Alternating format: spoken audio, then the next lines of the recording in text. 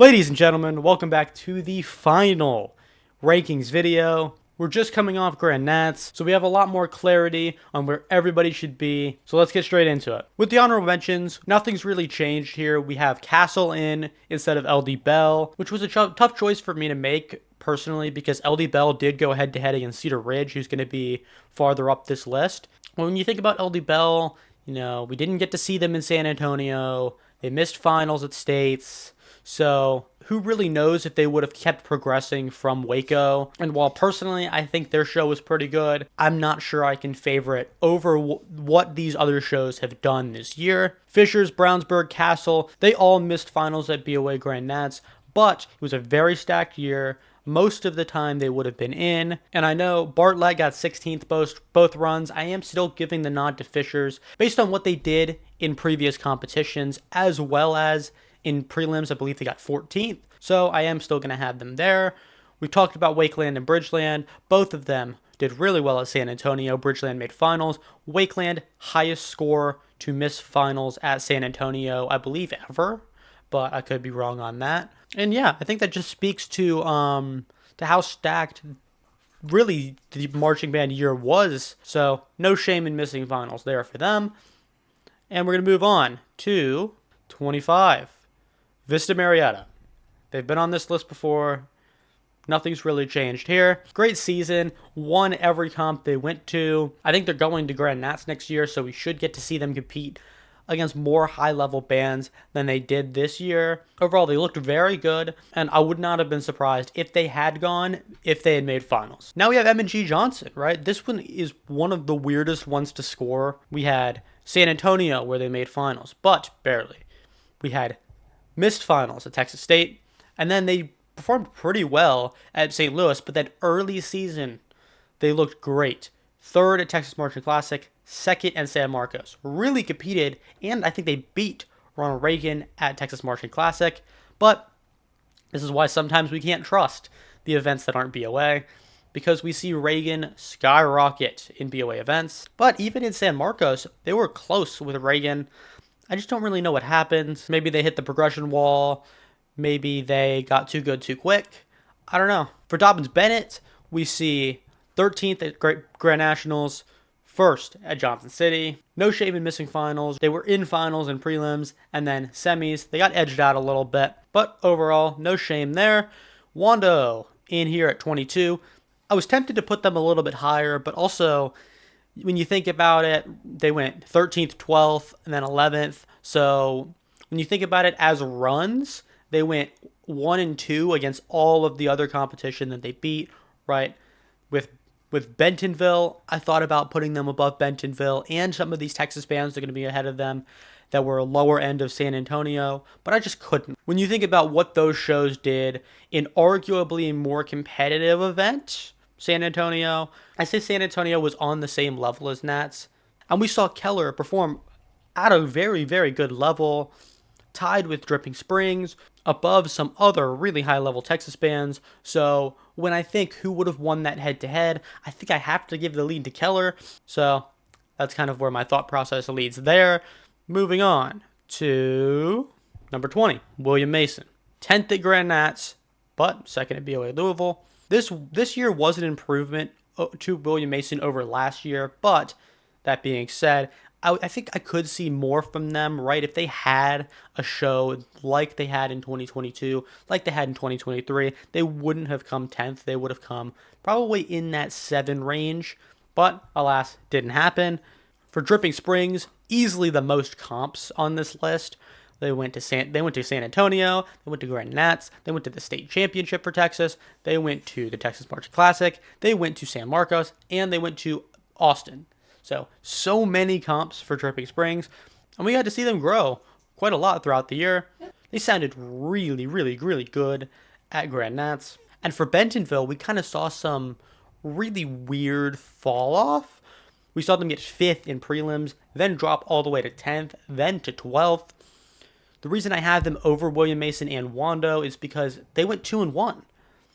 They won in prelims, and they won in semis, and then they lost in finals. And I really struggled with them versus Dripping Springs. I did give the lean because of average placement, right? We saw Dripping Springs get 11th in prelims. That 5th place rose them up to above Dripping Springs in average placement. But also, it's like 12th place is a crime for that show, right? If we're just being honest, 12th place is a crime. So, and based on what they did at St. Louis, this says 3rd. They got 2nd at BOA St. Louis. That'll get changed in the edit. And when you consider what they did at St. Louis, beating Blue Springs head to head, I think I have to give them the nod over Dripping Springs on this ranking. Coppell in here at 17. We didn't get to see them at San Antonio, so this one is kind of like the most iffy one. We see 3rd at North Texas, 3rd at Dallas, right? Really competitive with Wakeland and Prosper. But then at the state championship, they really shined through, separated themselves, and then beat Pearland, which is really, really impressive. Pearland up the list, as you might expect. But that being said, I don't like to judge based on state championships, and I don't like to judge based on non-BOA events. I want to judge based on BOA, and we don't really have a valid tiebreaker for them competing against head-to-head bands that they didn't compete against at Dallas, at North Texas, but I am going to give them the nod because of how much growth they made. But yeah, I think it is fair to put Coppell at that 17 spot. I would definitely struggle to put them any higher, but considering how well they did at Texas State, I think this spot is very, very valid. Blue Springs in here, 3rd at Indy Super Regional, 3rd at BOA St. Louis, and 8th at Grand Nationals. I think they went 6th, 8th, 8th, which is pretty good for them. I did expect them to bounce back and be above Bentonville, which ended up happening, but they didn't exactly bounce back as much as I probably expected. That being said, it was still a very successful year for them. It was no last year, and it was no the year before. And we're going to move on to 15. Cedar Ridge, 10th at San Antonio, 8th at Texas State, 1st at BOA Waco, 8th at BOA Austin. This is what makes putting LD Bell out of honorable mention so tough, because they went head to head at Waco, but they didn't do well at States, so I do kind of have to push them out. But Cedar Ridge, that being said, played really, really, really well. Music was so good. Visual, they did feel a bit small. It was not the Cedar Ridge that I'd kind of seen in the early 2020s. That being said, still a really, really awesome show. Very underrated drumline on that show. I thought they really shined through when you watch it back. And yeah, overall, good season. Vista Ridge in here at 14, 9th at BOA San Antonio, 6th at Texas State Championship, 2nd at Martian Classic, and 3rd at BOA Austin. I expected a bigger year for Vista Ridge. I'm not going to lie to you. I think I had them at 8th in the first week, but is what it is. Their San Antonio score caught me off guard, especially after seeing Texas State, where they ended up beating Pearland and Ronald Reagan. So I did expect them to really perform really well at BOAs, but didn't end up happening. Overall, still a good year. I do kind of feel like they're pretty small as well. It's not exactly how they looked in 2022, 2023, but is what it is for them, I guess. Rouse in here at 13, 2nd in Texas State Championship 5A, 8th in San Antonio, 5th at TMC, and 5th at BOA Austin. This show felt a little bit iffy for me, right? I was of the opinion that Cedar Park was better, and they ended up finishing better than them at one run of San Antonio and Texas State, which was not surprising at all, right? We see Cedar Park win every single year. I am not expecting to see that change really anytime soon, unless Rouse uncorks a corker. But they did in 2023, and they got robbed, so who knows? Pearland up here, 5th at BOA San Antonio. They're going to be below Reagan, who ended up beating them. Reagan, who they ended up beating, but I'll explain when I get to that. 10th at Texas State Championship. Kind of surprising, but you never know what to think with these things. 1st at BOA Houston. Pearland, great season. They look so good.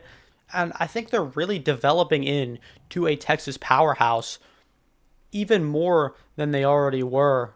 I think in a year or two, I would not be surprised to see Pearland finish inside the top or 4 or 5 at Grand Nats if they next time they go. And yeah, they just keep growing and producing. So great stuff for them. Definitely probably the biggest band on the rise. I would say them and Bridgeland are probably the two biggest, I would say are probably the two biggest risers in the scene. Moving on to number 10, Marcus.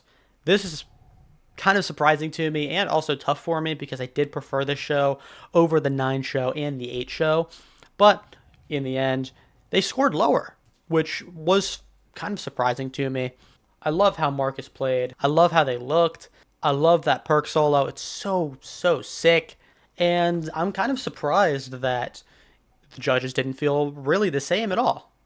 I understand Reagan and the Woodlands looked better and were cleaner, but it doesn't really excuse the fact that I think they both finished ahead of them in Music GE, which doesn't make any sense to me. Either way, this list isn't really an opinion-based list. This list is more about what happened, and I kind of have to go by what happened. So Reagan in 6th, the Woodlands in 5th. They're going to be there. Tarpon at 7th. Not going to change them. Not going to move them around. I think they would have clearly finished above the Woodlands at Grand Nats. They look so good. Their shows are so creative. There's even an argument to put them above where I had them, but didn't end up going through with that. I don't think I can really justify putting Tarpon that much higher, considering we didn't get to see too much of them. We only got to see one performance. At least, I don't know if Tarpon has like a local thing or a local comp that they do, but... And then Broken Arrow. Very close to getting 3rd place. 4th at Grand Nats, 1st at OBA, and 1st at BOA St. Louis. This is kind of where they gotta be, right? I can't have them...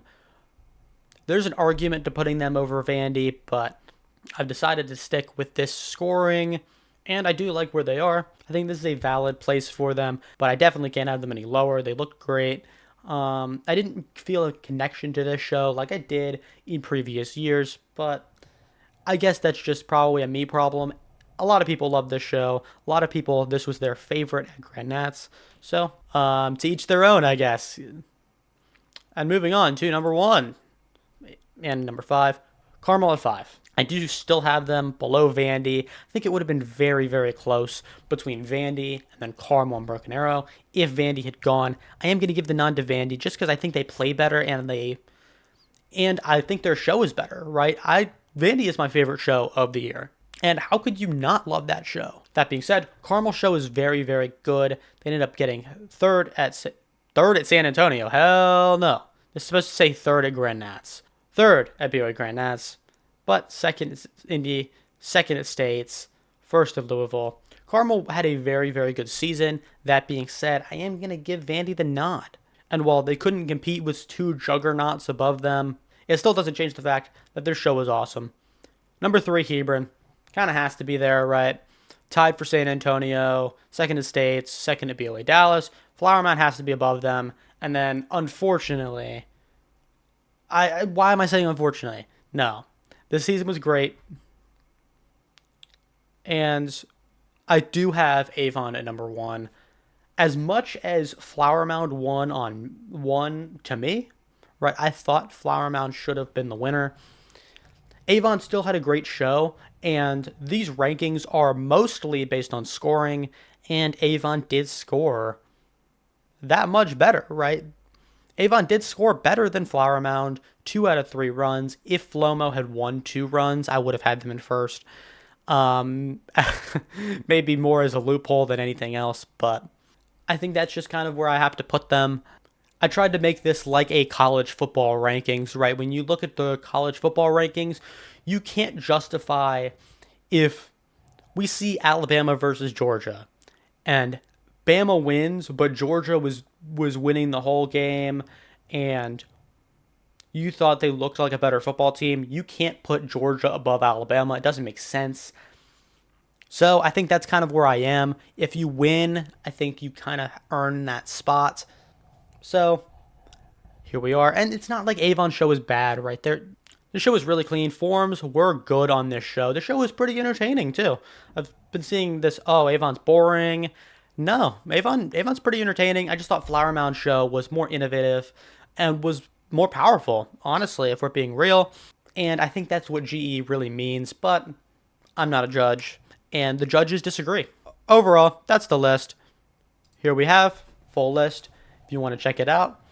I have Avon in first, Flomo dropping to second, Hebron third, Vandy, Carmel, Broken Arrow, Tarpon, the Woodlands, Ronald Reagan, Marcus, Pearland, Cedar Park, Rouse, Vista Ridge, Cedar Ridge, Blue Springs, Coppell, Bentonville, Dripping Springs, William Mason, Keller, Wando, Dobyns Bennett, Moe Gene Johnson, and Vista Murrieta. If you guys like the videos, if you guys like the graphics take so long, right? I had this prepared on Monday, and the graphics for these things just take me forever to make, right? I mean, it is an absolute hassle, but I did it because it's fun, and you guys seem to enjoy it. And that'll be it for this year, right? It was a great year for band, and I can't really be too upset with the result, even though I did want to see some parody, and I wanted to see the show that I liked the most win. Even though that didn't happen, I'm not gonna be salty about it. Avon did great, right? Their kids worked their asses off to win for three straight times, and I can only imagine if you were a freshman in 2023, they're looking at 2026 and saying four-peat. And looking at next Grand Nats, I don't see who's gonna beat them, unless Carmel comes out cooking, unless Tarpon comes out cooking, but it's looking like it's gonna be a four-peat. Just way too early. Avon looks like an unstoppable juggernaut right now, so we'll see if that sticks. Also, huge shout out to Jake from Broken Arrow and some others on my Instagram for helping me out after Box 5 banned my account. I really do appreciate that, more than you guys know. But that's the year. I personally enjoyed this year very much. I think this is the best year for band since 2023 at least, probably 2021. Really grows marching band so much. See this level of competition. And yeah, I've kind of got nothing else to say, and that'll be it for me.